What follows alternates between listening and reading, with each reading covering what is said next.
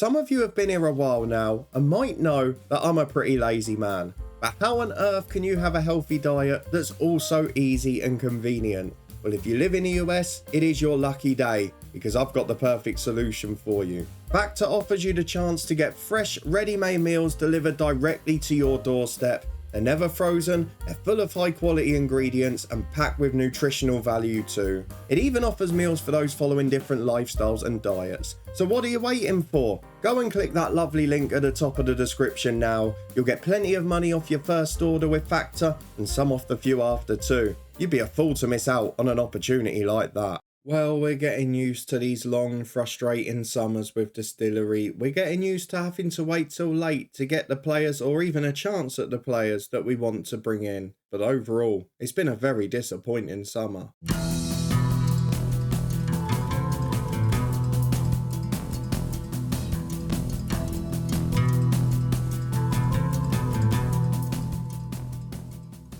Yes, hello and welcome along to part 103 and the start of season 12 from this Build a Nation story, Lifting Spirits with me, Daniel.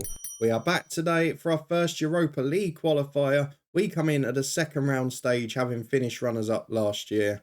We've also got a couple of international games to reflect on, and most importantly, a very frustrating transfer window so far. We've got a few players who we love to bring in. We've got a couple on trial who would be brilliant for us. But at the moment, those wage restrictions are just too much. So I'm either going to end up having to settle for third or fourth choice targets, or I'm going to have to be patient. In the end, might end up being a combination of both. If you're looking forward to seeing who we have brought in though, what we've managed to do with the squad so far this summer and how we get on at the start of our qualifying campaign, then please do put a thumbs up on it. I'm pretty pleased with the draw we've managed to get as we took a big shoot up the coefficient point rankings. Let's have a quick look at where we're left after the summer because we had a look at where we thought we might be going. Let's see where we have moved to now, because the simple answer is, and it's pretty impressive, we are up to 166 in the rankings. The year coming off this year is 0 before we got into Europe, our final year. So anything we get this year is a bonus and will push us up yet further. That I can't wait for. We've got fitness tests and things to worry about, but before we go and get into that, let me show you how we have been getting on in the summer, because it has been a very, very frustrating one. It's grinding me down slowly. I know that most summers when we've done great work, the best bits have normally been in August, so I've got to be patient. We begin with this page, which is the released players, and there's only really two worth talking about. Mark Wilson did have one season as a first choice player for us where he really disappointed. Few loans out since and now he has gone permanently. And the other one was Jared Hazeldine, who at one stage looked like he might be a decent youngster, and to be fair, Bolton have decided he might still be and have signed him on a free. So they're the two that have been released from the club, and I think this screen tells you a lot about this summer. No transfers in since the season ticked over, but we did get a couple done early on, so there are still additions. If we have a look at the outs first though, a couple of loans which aren't really worth talking about. The only one of note is Tennant Dykes to Warren Point.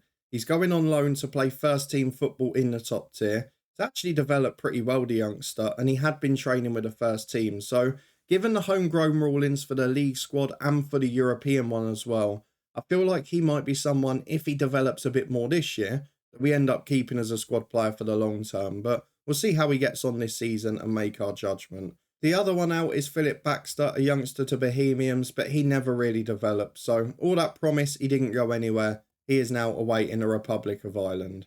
It does mean it's been a very quiet summer. We'll look at the two that we've brought in now.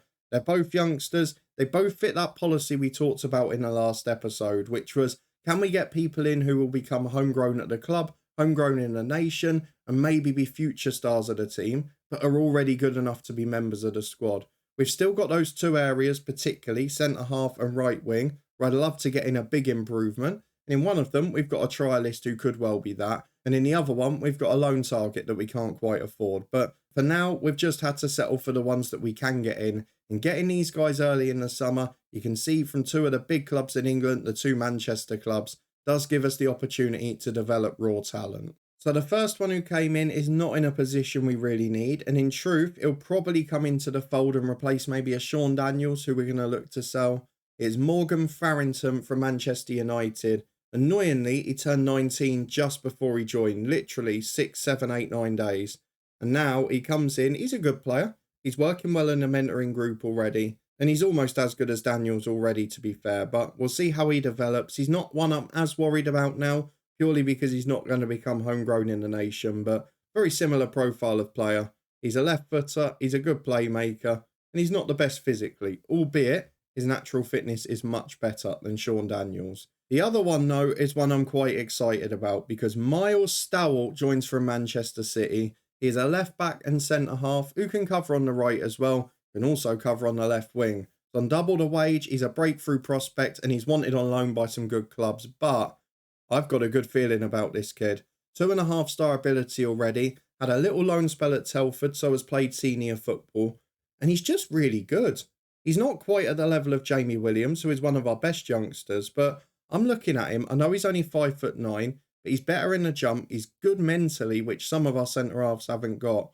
I'm looking and thinking, in the Irish League in particular, could he be a centre-half that we play with occasionally? And I think, yes, he could. Eventually, he's probably going to push Curtis Bell out of the club, but for now, I'm looking at Kian not coming back from his injury strongly. He's not actually signed a new deal. He's out of contract, and he's just there as to make up the numbers. I wonder if Stow for now becomes our fourth centre-half, just until we can get that big replacement in. So really happy with him. Of the two, I think that's a gem of a signing. I think he's going to be in that ilk of a Williams who develops into a star. But we've got to get signings for the here and now, not just the ones for the future. So those two good additions, particularly that one, he will become homegrown at the club, which is crucial too. And now we're professional. We've got good leaders in the mentoring group. Hopefully they can develop and reach their peak and develop quickly without football too. We'll of course find out if that can happen or not in the fullness of time, but for now, let's have a quick look at the squad and where it leaves us, because we've got a few players who are unregistered for Europe today because the squad is limited. I will show you the right winger I've got on trial who I want to sign. Stephen Cowan is a Welsh player yet again. The Welsh players seem to be the stars this year, but look at him, 25 years of age, he's come from Swansea, he's played at Grimsby, Akron and Newport. He is a proper winger, and compared to Tamindo Puarte, if you put them side by side, on a serious note, it just shows you the difference of level. Because we've seen our players are good for this league, but Tamindo Puarte is worse almost everywhere. He's a better leader, which you might want to consider, but not worked in the big games, has it? He's braver, he's got more flair, he's got a better first touch, and he's better at taking corners. But if you look at the core attributes, everywhere, Stephen Cowan is better. Much better physically, much better work rate, much better technically, and it does mean then Puarte would be able to come a backup right back, a backup left winger, and another one of those utility players for the squad, which is what we're trying to build for the future. So a bit frustrating. We're having to keep people like Bobby Harvey along because he's homegrown at the nation, Lewis Scott because he's homegrown at the club, etc. And we've still got a few of those youngsters we want to push on, like David Aitken, but we've managed to get nearly everyone tied down. It's only Kian who hasn't signed a new deal yet. And I just feel that this August is going to be huge for the club. If we can get in those two sort of just star players into the team, I feel we compete with Linfield in every competition. If we don't, I think we settle for second fiddle again. But if that comes with group stage football, and if that comes with improvements off the pitch, maybe I have to settle for it this year. We go and have a look at the club information as well, just so you can see how it's going. Still no increase in season ticket holders yet. We go to the facilities, things are starting to look good, up to adequate on the youth facilities. The training ones are being worked on as we speak, and all the other stuff is improving as well. Good junior coaching, above average recruitment. That stuff is just as important at this stage of the save. We go through to the club vision, training facilities improvement in progress, and we'll work for the other ones as soon as they're available. So a really decent summer off the pitch, a very frustrating one on it, but a very nice draw in the Europa League. We've got a Finnish side in Ilves who are pretty decent. I think we had a job interview at them in the head coach. You can correct me if I'm wrong or not. We go through to the players and have a look. They're not a real team. They're not a real league. We've not loaded Finland, but I'm hopeful they'll give us a game and at least make it a bit more competitive than some of the others. We'll judge after the first leg if we need to show the second. We didn't really have a great time in qualifying last season, did we?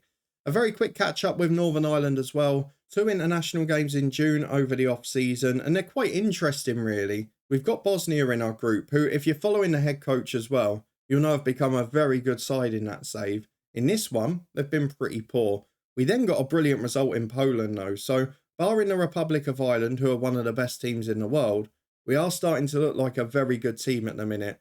3-0 at home to Bosnia with Donny, McCann and Hill, and then in a Poland game where we were second best for chances, we managed to take ours. Experienced centre midfielder Matthias Bogus scored. I remember him from Hibs in the head coach a couple of years ago. But Jamie Donnelly with a hat-trick. He's playing at Villarreal. He is playing really well in Spanish football, and he is a superstar player. So cannot wait to work with him a few more years. 63 goals he's now got for Northern Ireland. Armenia next up should be a winnable game as well.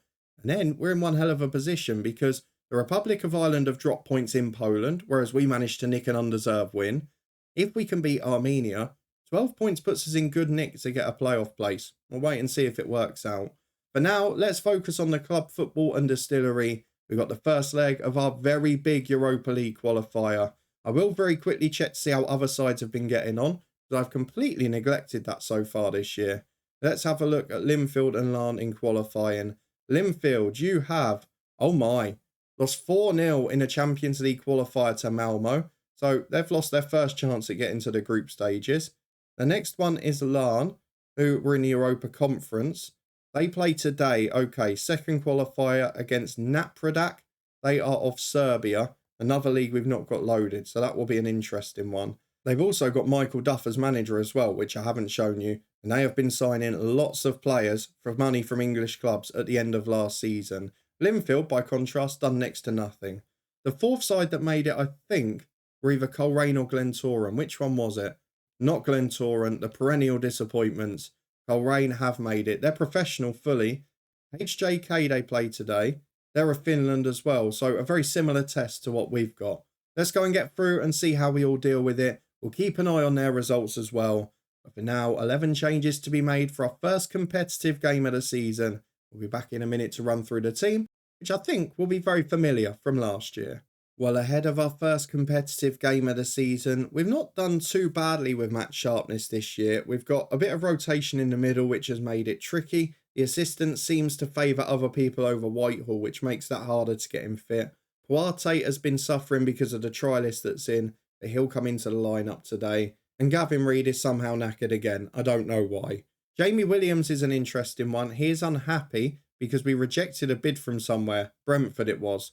He's wanted. He's got a release clause of 350 grand. The offer's at the moment around 200k. So I tried to negotiate him a very good deal. But in the end, it didn't work out. So we either have to get through the summer, get the interest out, and then try and sneak him a new deal when he's a bit happier. Or we just have to sell him and accept it. But that's going to be taken out of our hands. If not, though, at least we've got a good replacement in already. The only problem is that Williams is one of the few that are homegrown at the club or will be next summer. And I don't want to be losing players of that stature. So we'll keep an eye on that, try and get him a new deal. For now, the 11 is, well, extremely familiar to last year, isn't it? We've got Neil Kane in goal. In fact, it's the same 11. Neil Kane in goal, Gavin Reid and Williams the fullbacks with Goss and McKenzie as centre-half. Daly, Whitehall, Lennon the midfield three, Lennon playing the furthest forward, with Parry and Puarte on the wings, Simpson up front. We need him to start the season like he did last year. Remember, we didn't have him for those early qualifiers last season and it cost us. Let's hope he makes the difference today. Dermot Lafferty improving as well, but he's had a knock in recent weeks, so we're just having to leave him out for now. To submit the team, let's get through to the first half of our first game. This is going to be crucial. We got disappointing results last year. We need to make it through this time. Well, here we go then. The usual greyed out team, just the 6 substitutes, but we've managed in Scandinavia plenty of times in FM22. In that Baltic region, we know there is quality. I wonder whether they're going to produce any. We're going to tell the lads to impress us. I'm not sure whether we stick with positive for now. I think we will, because I think we're going to be the better side in this one. We've got a better side on paper. I was looking at their greyed out players. They're not quite the same level. And of course, we've got the European music again. Very excited for that. The 4-2-3-1, they'll play better at home. And to be fair to them, they've nearly filled their ground, which is something that we can't do. So I'm looking forward to seeing how we compete here. It is the same 11 for now, and they've got a chance to prove their worth. But there's a few of these, as we've mentioned before, that are probably going to be moving on soon. Or at least will be moving down to the bench. There's a few like Puarte, like Whitehall. they'll get the hint from not featuring much in pre-season that they're not flavour of the month. There's a few like Gavin Reid where I can't really work out what his fitness issues are caused by, but this is an opportunity. The second competition, can we make it to the Europa League group stages rather than the conference? Doesn't look good early on because it's a corner for the host. Left-footed delivery to the front post here. Just wide, it's a free header. Maybe I should have dropped a balanced early. We'll give it 5 more and then we'll make a judgment because we have now had a shot on target, but no highlight in the first quarter of an hour, although here we come. In the 14th minute, just as it was polishing off, McKenzie switches right to Puarte. Lennon gets up but can't win the header. Ekstrom brings it away. Lennon wins it back. Great work to Simpson. Must have been offside. Hits the post anyway. Not been in great scoring form since about February. Started the season like a house on fire and he's just starting to drop off. So I wonder whether we've got to watch out for him. At the moment, it's still 0-0. Well, a problem with half an hour gone in that Archie Whitehall has pulled knee ligaments and will have to come off. Looked like their centre midfielder got injured at the same time, so maybe we've taken out one of their best players, but it's not an ideal scenario. I might go a bit more attacking with that change as well. I could bring on Robinson as a direct swap, or I could push back Lennon and put Morgan Griffiths on as a 10, which I'm tempted to do. As Ben Parry gets to the byline, Williams will go up, but he loses the header. Brought away by Hakola.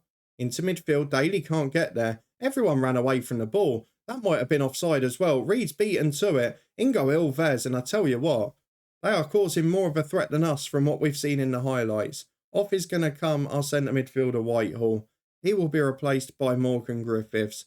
Let's go for it. Let's chase the game. We've got probably our 3 best players technically in there. Let's see how they get on the ball, because at the moment, this has been very disappointing. And I feel I might have to drop to balance because look, they're on the front foot again. Goss has missed his header. I don't know how many times he does that. Lennon gets the ball away here. Brings it over halfway. Goes wide to Ben Parry. Has support, but again might take his man on. Big early delivery to Maurice Simpson. Oh, that's an absolute cracker. I'm going to drop to balance just till half-time, try and assess it. But that's a wonderful cross. Simpson, no mistake with the finish. We managed to get the opening goal, albeit it's been a fairly even game. Just having a look at the Conference League as well. I saw that Lana managed to get level away from home. For us, though, we are 1-0 up at the break and we're controlling the ball. So, not all been bad, been a good display. We need to cut out those chances at the back. In the Conference League, I'm afraid it's bad news. Coleraine are winning at HJK. Brilliant effort from them. Lana 2-1 down, though, away in Serbia. And that is a cause for concern because they're the team who, coefficient-wise, we need to make a little run. I'm looking at right back. We've got real problems with Gavin Reid. It's going to have to be Bobby Harvey. And that is the situation we're in at the moment. We do not have a strong enough backup team. I'm also going to take off the other fullback, Jamie Williams, who's unhappy, complacent, and everything else that you don't want in a player. I'm looking at Puarte on the right. Do you know what? I'm going to go for Lafferty. Play him as that inverted winger. Almost if we don't get a right winger, that might be my primary option for the year. But then I need another striker, which I've not yet been able to get. The final change, I'll say 5 minutes because we don't want to get in a position where we're down to 10. But let's just see this out because it's not been a pretty performance. It's not been exciting to watch, but it's been efficient. It's been pretty much confident, hasn't it? It's been a comfortable display. We've not been under any real pressure at the back. A couple of half chances, but no big shots on target or anything. And we've been comfortable, steady rather than spectacular. Finally found the words to describe it as Curtis Bell goes back to Goss. He keeps the ball for Bell, and Daly, and Goss, and Bell. Good football. We're still being pressed pretty high. You've got to give them that.